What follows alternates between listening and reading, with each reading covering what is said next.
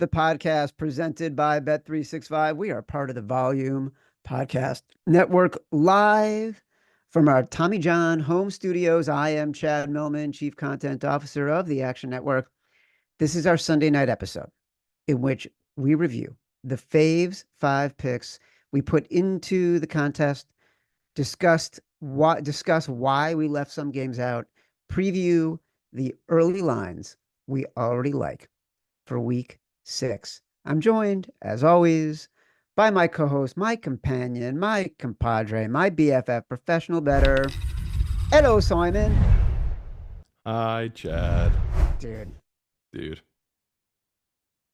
We just finished watching the Rams game, We did. which was an excruciating beat. We'll get into it because they actually played better than the Packers the whole game.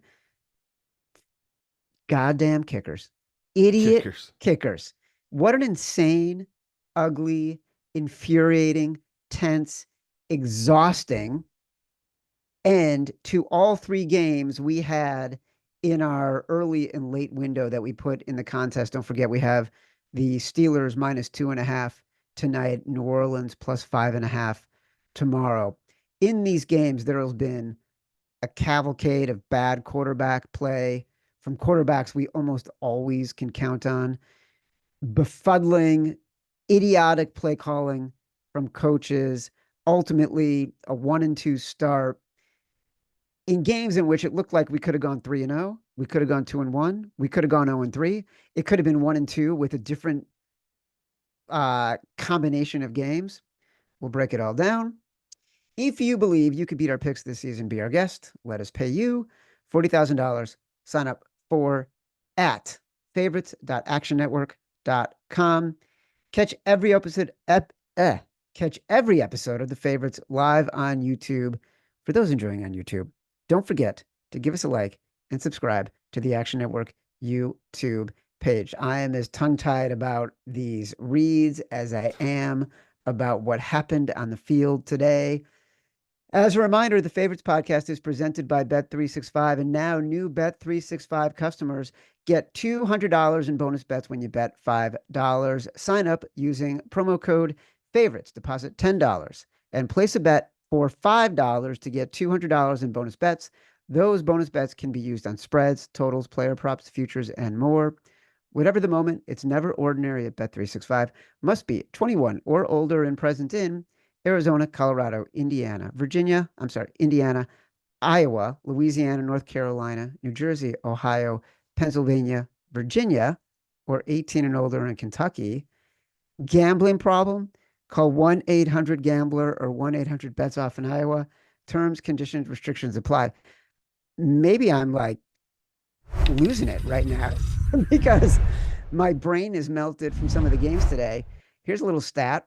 We've been tracking and talking about it in all the podcasts, how the underdogs of 6+ points are doing this season. Now 11-8 straight up, 16-2-1 against the spread this season. The first time since 1960, dogs of 6 or more are over 500 straight up through 5 weeks, with the best against the spread win percentage. One of those games was one of our last ones out today. We will get to that. Crazy, crazy day. First up, Baltimore, Cincinnati. Look, this was a kick in the dick because the Bengals were up by 10 points 3 different times in the second half. 24-14, 31-21, 38-28. Like, there was a point where Lamar Jackson bobbled a snap twice, scrambled all over the field, ended up rolling right, lofted a ball across his body to the middle of the end zone for an Isaiah Likely touchdown to make it 31-28. In my notes, I wrote, no one can stop anyone. The next series, Jamar Chase takes a screen, goes 60 yards for a touchdown, and the Bengals are back up 38-28. Both teams averaged 6.8 yards per play. Insane. And we lost. Yeah, it sucks because that was so much fun. I mean, those are the best games to watch, and you're feeling pretty good because you got the dog in a shootout game, and your dog is up. And honestly, even when they were scoring all those points to the Ravens, I was like, it's okay, Joe will keep getting us back. And yeah, the one he tried to force to chase turned into an interception, kind of flipped the game, because even then, at worst, they were going to get 3 points and we were going to be up 6. Yeah. And that was going to be nice for us with our number 2.5. It's like, okay, even if we don't win outright here, at least we'll get the cover. And no, the gambling gods had other plans. They tried to get Q with it in overtime. They ran it, I think, 3 times or whatever it was, got 0 yards, put their kicker at a long kick. Like you said, fumbled snap, put it down, bad kick. As soon as they missed that, we both knew we were dead. It was over. I mean, that just sucked all the air out of the stadium. So that was just a brutal way to start the day. And like, what's so frustrating about this game, Burrow is the guy we want to have the ball. And you had said earlier this week, you and Evan talked about this. Joe Burrow as a long shot MVP candidate, if this Bengals team could go on a run. Still not terrible. I think he had 400 yards and 5 touchdowns. 400 yards, 5 touchdowns, 1 costly pick. But he was playing like the Burrow who had been playing this way all season. Only he'd been doing it in the best possible circumstances for his team to really get back into the year, right? Now they're 1-4, and that pick was excruciating. I don't blame him because we're not in it without him. You got to blame the defense because look, in the overtime, Lamar Jackson fumble, they get the ball back, and like you said, explain this to me. You have Joe Burrow, who's thrown for 400 yards and 5 touchdowns. You have Jamar Chase, who has 10 touchdowns before the age of 25 of 60-plus yards. He set a new record today, breaking Odell Beckham Jr.'s record. I know everybody thinks 50-yard field goals are gimmies now, but they're not. They're just not. So why are you not even trying to gain any yards when you have the ball on the 35-yard line? It doesn't make any sense to me at all. When you were watching that, are you thinking like, oh yeah, this is exactly what I would do? No, I had the same thought as you. I was just thinking to myself, okay, get one more first down, then go for the kicks. I mean, the runs. Like if you get one first down, then it's like you just said, it's a 40-yarder, not a 50-yarder. And it wasn't even like it was a 50-yard. I think it was like a 58. It was something crazy like that. It was 53. It was a 53-yard field goal. Okay. I just remember thinking like it's still really far, but yeah, again, all of our bets today came down to a kicker. Yeah, and it's crazy. And, like Justin Tucker finally found his range and kicked a 56-yard field goal. It was just excruciating. We either totally deserved that win and just got, totally hosed, or we don't deserve it at all. It's also the best of the number, right? Like the people at the +3, they were never worried. Me and you sitting there at 2.5. We were dying all game because we knew it was going to come down to that number. Well, look, I'm glad you said that because I do want to point out, if I'm not mistaken, Cincinnati +3 was your Simon Says. Yeah, but pushes hurt just as bad. And so at least a push you don't lose. I know. And, we don't get that option in the contest. So we were always on Cincy at 2.5. So a lot of things went the wrong way for us, but as Evan has pointed out, for a brief second, that was the one team we talked about switching out for a brief second this morning. But you're right. We did. Our reasoning for it was honestly stupid, people, but it was in the end, it was semi-sound because it was just all the games we had. That was the one that scared me the most. All the other games I felt comfortable with, but there was just something about this line sitting at 2.5 all week. Something was off about it, but. Well, look, end of the day, it was just bad luck. It was really bad luck. And these half points are becoming so much more relevant this year. Ev, maybe this is something we look up for the Tuesday show, because Evan had a great stat. He did it on Convince Me, the pregame show this morning, and we talked about it earlier in the week on Thursday. The spreads right now are historically low, Yeah. 4.2 points per game, right? So when a spread is that low, it naturally means that a half point is going to have a percentage influence that is much greater on winning or losing than when there's a much bigger variance in the spreads. So that half point all of a sudden means the world to us, which is why we decided not to take it out, because we also loved Houston. And we loved Houston at minus a half, which is when we put it in on Friday. And by today, the line was up to 1.5. And we didn't want to lose the 1.5 on Houston because we felt like this game could be a little bit close. And this is another one where we had a big lead. Texans were up 20-3 in the second half.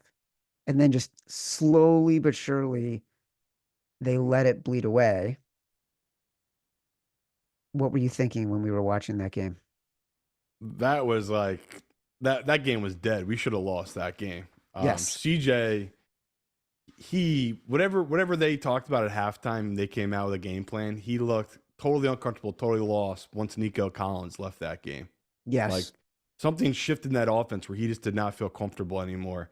And I mean, the one turnover he had, the interception obviously was bad. He threw it to a spot that his wide receiver went the other way, or maybe it was the tight end went the other way. He threw it to the other spot. The defender was right there for the pick. The fumble was inexcusable though. That was just like, oh my God. In your own end, after Josh Allen had most likely just got a concussion and somehow Yes. talked his way out of the tent and came back out. And I was like, okay, if they get a touchdown here, I just thought me and you were dead. And, luckily the defense held. You could see Josh just wasn't right. Like, he didn't come out there and looked like his old self. Two plays that he had guys open, he didn't make the throw. Got lucky that they took a field goal there. And then, once again, came down to a kicker. Houston put them in the position to get CJ put them in the position to get the 3. Man, that was a sweat once he kicked that through. I was like, okay, at least the right side on that one came through, because you're right. It was up 20-3 and Houston had the ball, and it was just like, okay, this was a good read, good bet. Not so much. It was a sweat all the way to the end there. So yeah, never easy, is it? Yeah, that's actually why I'm not so bummed about the 1 and 2, because like we lost the Bengals game that we probably should have won, but we won the Texans game that we probably should have lost only because of CJ. Josh Allen was downright terrible. 9 of 30, 131 yards, 4.4 yards per attempt. The Bills, 3 of 14 on third down. And that was even before. That's what I mean. That's why I don't know if we deserve to lose that. Like, they dominated Josh Allen that game. They had 2 big plays that turned into touchdowns. Yes. I mean, did you watch all that London game? Yes. It was incredible. I think Sam Darnold might have had 10 completions for like 100 yards. Like, he was awful with an interception, and they almost won by double digits. It's just, it really shows this year, like, these complete teams, the teams that do have the defense with the offense, like that, that second half, we were dead. Like you said, CJ was awful. But lucky for us, Houston's defense, they kept us in this game. Well, I was going to say, even before Josh Allen hit the turf, and there were 2 violent hits today. There was this guy in the Panthers, the tight end Tremble, who looked like he just flopped. He got hit so hard by Jaquan Brisker, flopped, dropped the ball midair, like when he was falling to the ground, the Bears recover it. It looked like he was out cold. And then the Josh Allen hit where his head slammed into the turf. I am shocked they let him come back into the game, because if it's not, there's something fishy about that one. 100%. Because there has to be, because he was dazed. He was out. Like, that was uncomfortable to look at in the replay. Well, the key is to be really dumb on your cognitive test when you do it, like when you don't have a concussion. And so your baseline's really low. So maybe Josh Allen knows the system. So he did the test. I saw them give him the test on the sidelines, and it's, obviously it's a lot of pressure on this doctor who doesn't work for the team. He works for the league, but Yeah, I could not believe when he came back out there. I really couldn't, because it was like everyone knows he got a concussion. I mean, there's no way around it. He got slammed really hard onto turf, which is concrete. But Yeah. yeah, you're right. Yeah, that's a question mark for this upcoming week. Maybe we'll see what the lines are for that. Yeah. But there could not be a line on his game just because it's unknown if he'll be playing in it. In the second half of that game, after going up 20-3, you mentioned a couple mistakes by CJ. I just want to be clear about what they were. The Texans they went up to 20-3. The Bills came back, cut it to 20-10. Texans go 3-and-out. They give up a TD, they're up 2017. Went 5-and-out, forced a punt. CJ throws and pick at the Buffalo 20. The Bills punt. CJ fumbles at his own 15. The Texans get the ball back. They're driving close-ish to field goal range. CG gets called for intentional grounding on third down, knocks them out of field goal range. But this is where we won the game. And thank God for idiotic play calling. It killed us with the Bengals and that overtime drive, but it won us because the Bills threw 3 straight times out of the back of the end zone when the Texans had no timeouts and the game could have gone to overtime. And they end up getting the punt, getting into field goal range, and kicking a 58-yard field goal. What the F were the Bills thinking? Yeah, I think they were thinking, well, they have 3 timeouts, so even if we run it here 3 times, how much time does that take off? But because they had those 3 timeouts, they were able to put themselves in a field goal position and kick that field goal, like you just said. So, yeah, pretty bizarre. But again, it was I couldn't even watching it. That did not look like Josh Allen there on those 3 throws. That's another reason I didn't get it. It's like he didn't look himself on the other throws you just had him do. Now you're putting the ball in his hands again. I thought he was gonna get sacked, but yeah, that was pretty crazy. The fact they passed 3 straight times in that spot. Last game on the board that we've bet so far today for the contest was the Rams and the Packers. This was our big balls, I think. And first one we've lost this year, and we shouldn't have lost it. Like, the Rams were dominating this game, and they were dominating it in the exact way you said they were, which was run the ball, run the ball, run the ball. The problem was, and like Sean McVay, you knew from the beginning he was going to be uber aggressive, right? He went for it 4th down 7-0 from the 4-yard line in the first quarter. Like, he knew he had to be aggressive to stay in this game. And then the Rams were dominating.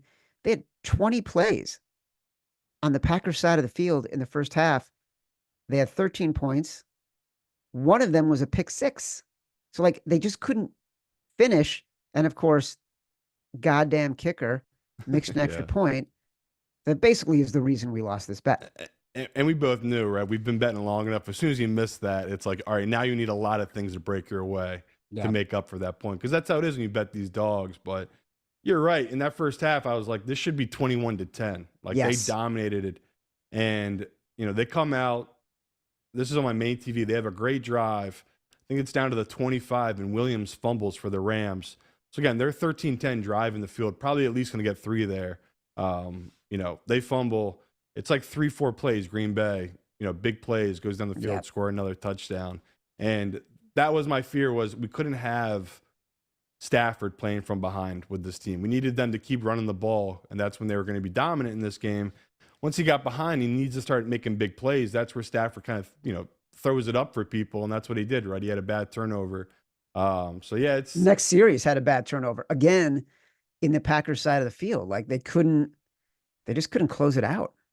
Yeah, and they're just a really bad team. I mean, the Rams are really bad. And even in a game where they dominated, they're just so bad that eventually, Green Bay took advantage of it. And like you said, once they missed extra point, we still had a chance. They went for the 2-pointer, and Green Bay smartly called a timeout because they knew they had a bad set on defense. Came back out in a different look, and they stuffed the Rams on a reverse. So a day where all of our bets basically came down to kickers and 2-pointers.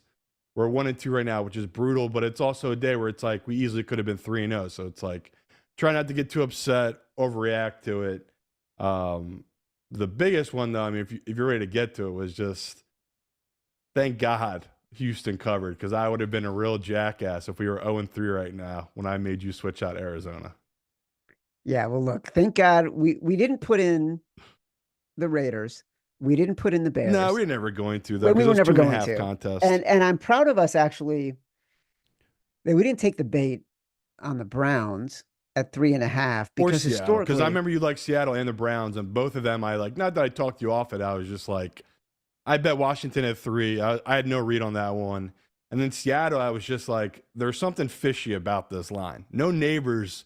I didn't understand what that line was in 7.5, 8. And boy, did the books know. The books know. Every teaser, everything was tied to that Seattle team. I think they were number 1, too. Any people left in their Survivor contest took Seattle. Just brutal, brutal, brutal Survivor contest. oh my God, I just realized I told a friend to take Seattle in their Survivor Yeah, I think contest. everyone did. It was But a you know nice what? spot. No neighbors. It's crazy. You know what? Honestly, I think for anybody left, it really came down to Seattle and San Francisco. Yeah. And so either way, you were losing this weekend if you took either one of those teams. So I don't feel that bad. There you Um, go. what you want to, what I want to talk about, what you want to talk about, Arizona. I want to go back to the shows earlier this week. I want to bet the Packers at 3.5. If I had, it would have been stupid. And if the game had ended the exact same way, I wouldn't have deserved to have won that game.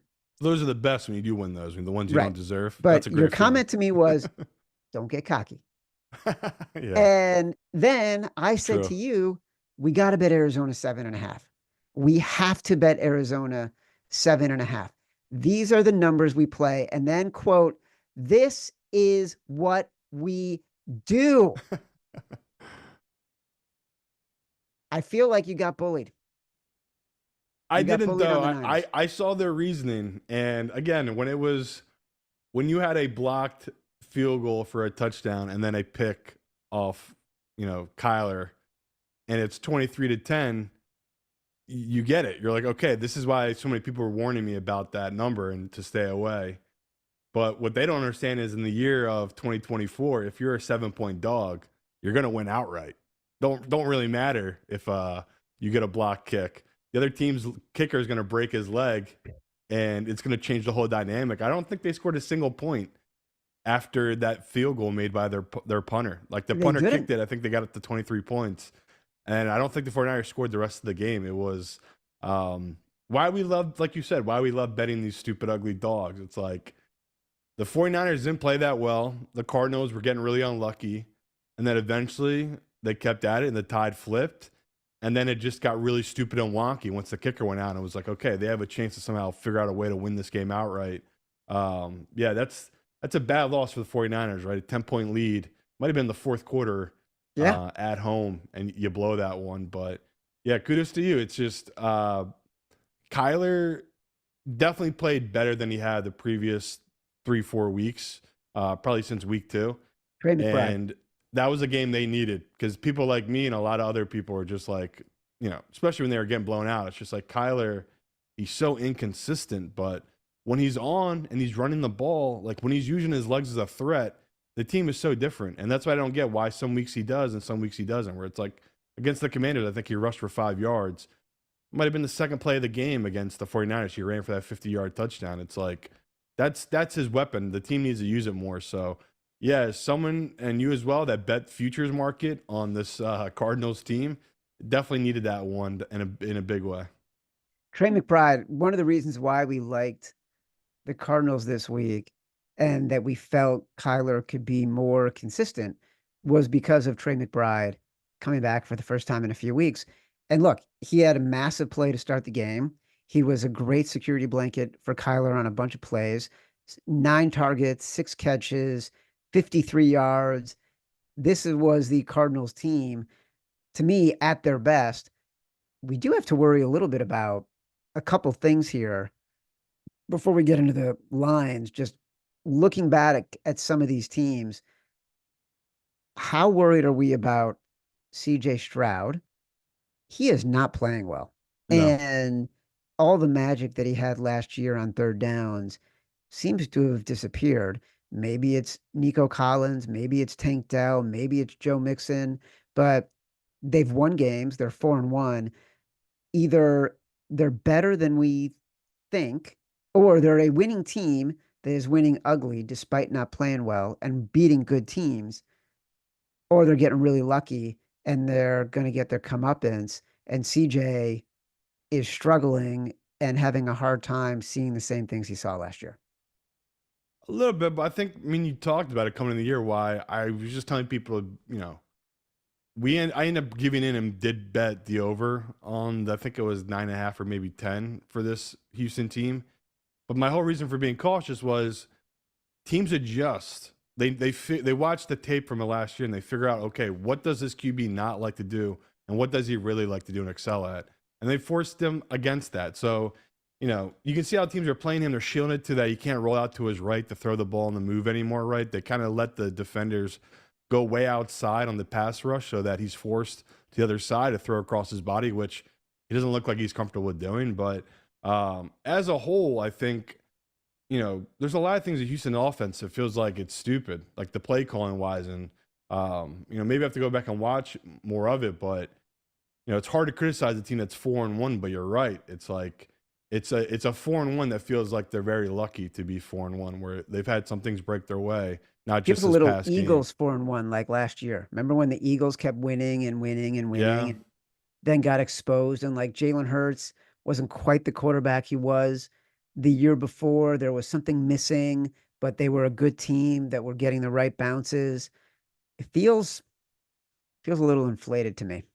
Yeah, and it feels like a team. I'm not sure yet. I have to look to see who they're playing next week. But a team I'm going to want to fade next week is I'm guessing Houston's on the road, and it's just we've seen even Chris Raybon talked about today. His splits at home and away are Yeah. massive. Like he's way better as a QB.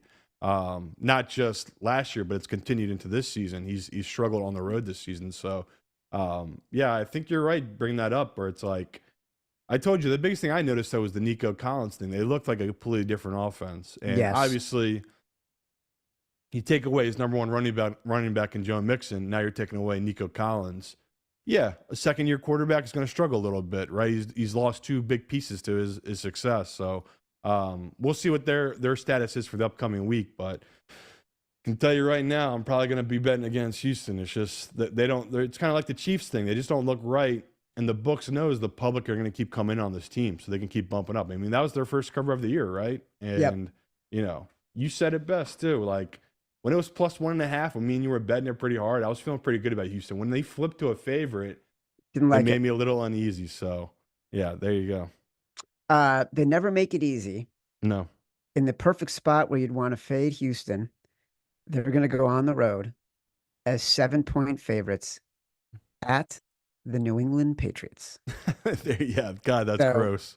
God, so that's gross. when we get to week 6 lines, let's just pile in because we got a huge road favorite as a Uh, touchdown. The Patriots are as likely to win this game as they are to cover this game. So, that you is know, factually correct this year, so I can't even argue against it. think about that. All right. We got to do a quick the other thing before we get to that. Same thing with the Niners. Like the Niners keep looking amazing. Brock Purdy looks like he can do so much, and they're not actually following through on anything. And some of it is injuries. They've had really freaky injuries this year that I do think have impacted them, but they're 2-3 right now. Like, And again, he never lost coming into this year. He was undefeated against divisional opponents. This year, he's lost both. He lost to the Rams and he just lost to Arizona. And I mean, it sounds lazy and simple, but a graphic they kept putting up during the game was last year they were 9 for 9 against that Arizona team in the red yeah, zone with touchdowns. And in this game, I think they probably attempted one 4 for field 6. goals, The last time I one saw for that 6, graphic, they were 1 for 4, and I can't one for remember 4. how many more times they made it in after So that. yeah, so I think right there, that's the big issue for this team. But it's like they have so much talent, and Purdy is so good and so comfortable. In this game, his biggest weakness was they had the hands up. You saw his size a little bit come into play here, where it's like, Yeah, okay, it's not the biggest deal. He's not 6'5", But you saw they kept putting their hands up, and he had 2 different tip passes right at the line. That I think, or did he have 2 picks off? Yeah, well, one of balls them the went for a line? pick to end the game.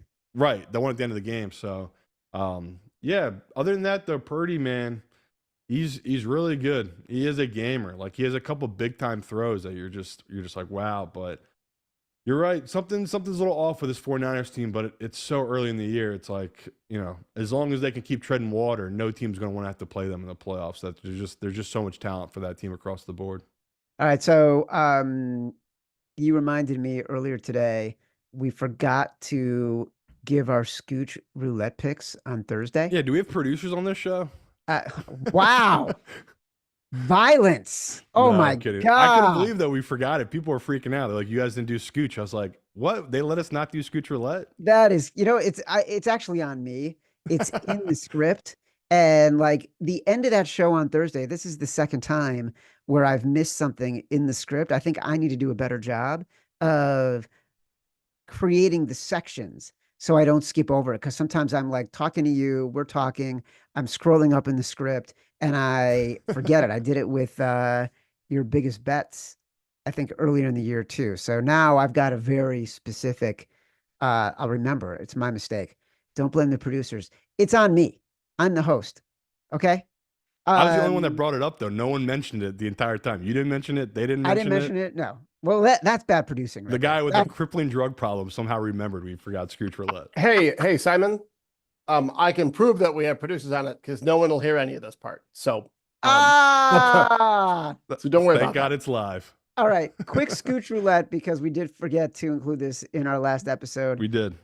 Simon, you're on Pittsburgh tonight, 2.5-point favorites against the Cowboys. I'm on New Orleans at +5.5. The truth is, I meant to forget so we could be on these two teams and we could still include it on Sunday and it would still be relevant for the weekend ahead. Are we both 3-1 or are we 2-2? Oh my God, you're killing me. I've had a terrible year. I think I'm 1-3. You might be 3-1 or 2-2. All right, cool. That's all that matters. We got to talk about some lines. Like already, Simon. Yeah. San Francisco is a 3-point favorite on the road at Seattle. That's Thursday night. Fortunately, we don't have to take that because you kind of want to bet Thursday night favorites more than you might want to bet division dogs. It's already -122 at Bet365. So if you want to get it now. How about your Bears team going to London after big blowout win?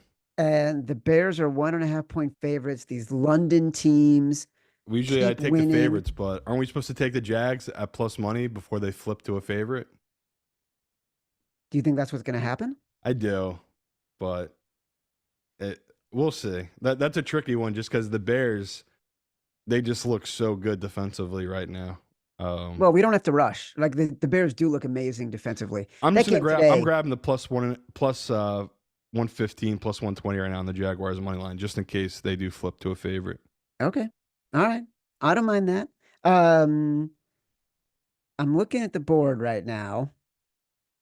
God, these games are just terrible. What is sticking out to you? I would say there's a couple of interesting lines. One that jumps out right away. Ravens are at home, -6.5 against Washington. I was going to ask you about that one.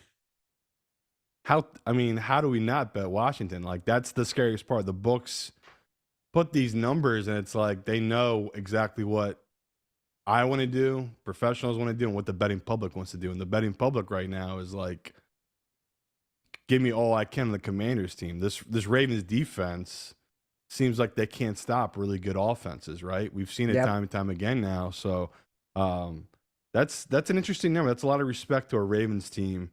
Maybe I'm wrong thinking this way, but I'm grabbing the +6 now, +6.5 now on the Commanders. I know it's one of the public sides, and if we end up on the Ravens, we do. But Chad knows my view on this. Once it gets above 3, I almost always fade Lamar, and this year I'm 1-0. I took the Raiders against him in this exact spot. So I don't think the books, like I said, same thing this week when I took Jane Daniels again. I don't think the books caught up to it, but even I don't know what the hell to do with it. Like, this kid is playing at such an insanely high level. It's bizarre. Even Washington defense now. I mean, they dominated that offensive line in Cleveland. So, yeah, it's a bizarro world. So that one jumped out. Dallas Cowboys are +3 against the Lions at home. Do we not just take the Lions right now at -3? How does this not go up? Yeah, especially after tonight. Especially after tonight, that we think Pittsburgh's going to win. And I think Detroit is finally starting to sort of recognize its power and play to its ability. I loved them last week against. He was perfect. Jared Goff was perfect. Literally perfect. Jared Goff is playing. I know we didn't talk about it, and Detroit fans got mad about it, but because we didn't bet that game, but it was crazy how perfect he was against Seattle. The Lions are playing 14 games essentially indoors. You know, I'm counting this Cowboys game as indoor. I don't know if the roof will be closed or not, but it's a fast field and ideal conditions. And I think this team has a lot of confidence right now. And I think they also recognize they got to keep pace with Minnesota. And if they can really be the team to beat, they got a lead on Detroit, on San Francisco. They got it on Philadelphia. They got to figure out, like, Washington, the questions are still out there. So they got to keep winning to keep pace. And I think it's a really good team right now. So totally agree with you. Yeah, that division is brutal, though. I mean, it is. Even your Bears team, if we're saying they're the worst team in that division, they're going to be really good once they start playing divisional games come November, December. Like, you just see it every week. Even Caleb Williams, like, he did a couple things today that were really stupid, but overall, a couple of his throws, a couple of his movement in the pocket, it's like, it was pretty good. Yeah, it looked really good. And I know it's against Carolina, but it's like, still, that's stuff you want to see him do. It doesn't matter how bad the team is. It's like he made some big time throws in that matchup. So, yeah, the Lions, you're right. I think, just at this number, I hate being on a favorite, especially this type of scenario where I know everyone's going to be betting them in this spot, but it's like, don't we have to take this number? Isn't this a really good number at just -3? I just, if the Steelers roll tonight, if they win by 10, how does this not get up to 4.5 in Dallas? It's moving immediately. Yeah. There's two other games that jump out to me. Do you see them or no? Well, there's I'm curious what yours are going to be. I like Tampa Bay at 2.5 against New Orleans. Curious about tomorrow night, obviously. Right. I'm very tempted by the Patriots +7, just because. I bet it. I'm already, yeah. When you guys mentioned it, I texted a runner. I was like, just go bet this for me. Why not? It's already -105, so it's gonna move to 6.5 very soon. That was the one that stood out to me, to be honest. Yeah, so just a game that jumped out to me is just this: the Bengals are -3.5 on Sunday night against the Giants. Do you think the public's going to buy this Giants team? Do you think they're going to bet them, or what do you think's going to happen with that number? I'm interested to see what your view of it would be. I don't. It's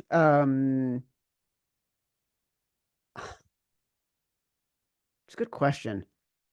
That's a funny line where it's like, I immediately want to bet the Giants. Like, this Cincy defense you talked about, they're really bad. They're bad. Like, when will a backdoor not be open against them? Even Carolina, a terrible team, almost backdoored them. So it's like, our reason for loving Cincy is all on Joe Burrow, but he's not going to be able to do what he did consistently in that game. Like, that was, even for him, a fluky game. And the Giants D-line is really good. That's what I loved about him coming into the year. It's like, that's the only thing I could build my hat on, was like, why would I like this team? It's like, how can they not be good up front? They have so many good players that can get to the quarterback and stop the run in that front four. But yeah, I'm just shocked this number opened +3.5. Clearly the books know that people come in the Bengals, but I have this number at 2.5. I thought they would open it at 3 and get Bengals money, then move it up. But yeah, them opening at +3.5 on the Giants, I'll take a little bit of that. I think there's one more game that's semi-interesting to me. I don't mind Green Bay -5. Green Bay at home against the Cardinals. Against the Cardinals. I like this to me. Oh, right. After that Cardinals win. Yeah, like that Cardinals win. Right. The Packers escaped in a really tough spot in which they didn't play well. Jordan Love continues to get a little bit better. He made some spectacular throws. He made some really good runs.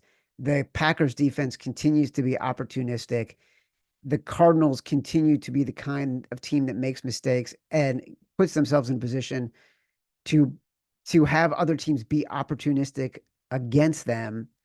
Uh, I'm not afraid of the 5. And in fact, I think it might come down because of how well the Cardinals played. But that was the spot, like the Cardinals are the kind of team where when they're going to be competitive against the Niners on the road in the division as big dogs is when they're going to be competitive. And as you pointed out, this game might be 30-10 if the 49ers have a kicker. Right.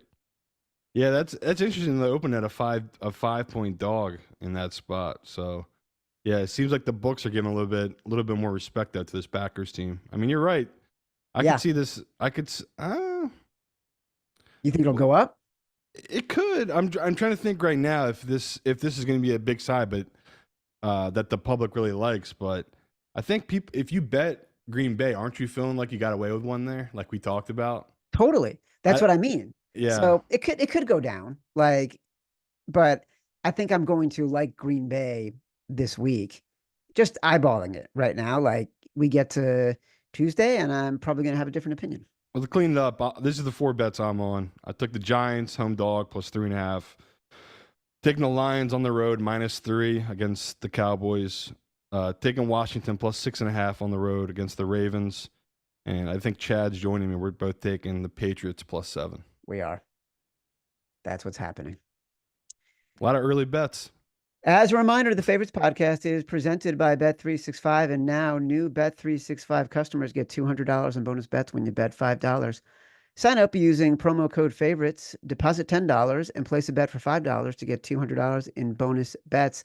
Those bonus bets can be used on spreads, totals, player props, futures, and more. Whatever the moment, it's never ordinary at Bet365.